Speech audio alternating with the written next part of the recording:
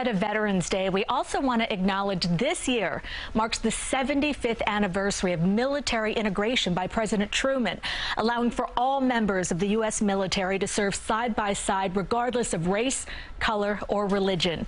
It's also the 25th anniversary of President Clinton elevating Benjamin Davis Jr. to the rank of four-star general.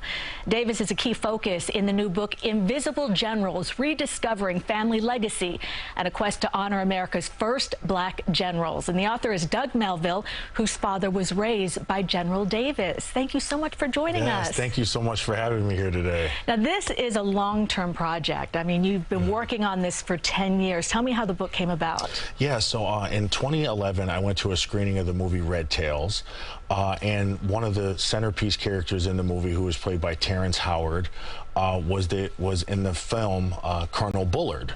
So when he came on screen, I was expecting his name to be Colonel Davis for Benjamin O. Davis Jr. He was the patriarch and center of our family. So I went home and I said to my dad, I was like, Dad, I can't believe this. They changed the names, and I was all upset about it. And he said to me, Douglas, if you think changing the names is bad, let me share with you the family story, and let me share with you the story of the Invisible Generals, about Ben Davis Jr. and his father, Ben Davis Sr., who were the first two black generals in American history. And when he uncovered that story to me and shared with me, out of the 335,000 people in the military at the start of World War II, there was only 2 black officers in total, a father and a son, and these men raised my dad. I immediately said, I have to research this story and bring it to the world. Tell us about the racism experience by both Ben Davis Jr. and Sr. as the first black generals in the U.S. military. Well, I think they lived in such a different world. First of all, Benjamin Davis Sr. was in the military for 50 years, and it was segregated. So at that time, it was not legal for a black officer to be in charge of white troops. So they had to operate in a completely segregated environment. When his son graduated from West Point, some of the racism that they experienced was through silencing. So this was, instead of, they would just ignore people or silence them and treat them as if they were invisible. And that really was the onus to the title of the book. But hearing it through my dad's eyes had me understand these two men lived their lives in an invisible way. No one knew they existed, yet they were working behind the scenes to help desegregate the military and ultimately create and command the Tuskegee Airmen that we all know and that are so familiar to us in history.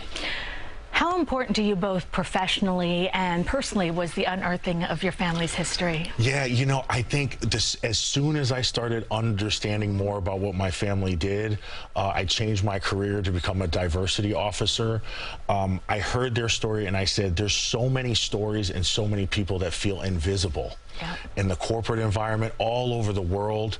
So I said, what I want to do, because I didn't serve in the military, that I was going to go to corporations and help ensure that those people whose names may have been omitted or who may have been treated as if they were invisible, I was going to take a stand and say their generational collateral that they did for people like me to have more opportunities, I was going to give that back for the next generation to ensure that the opportunity continues to go on.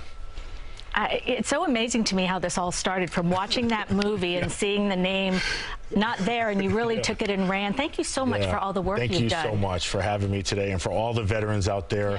Write your stories down. Ask the people on your couch, what did they go through? The greatest stories out there today are stories that are on our couch that we do not know, and it's our responsibility to talk to our families to ensure that the world can hear these great stories. And the book comes out today. The book comes out today. It's publication day.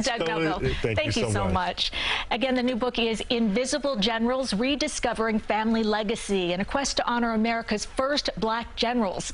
Mr. Melville will be signing copies this Thursday night at the Barnes & Noble in Tribeca at 6 p.m. We'll be right back.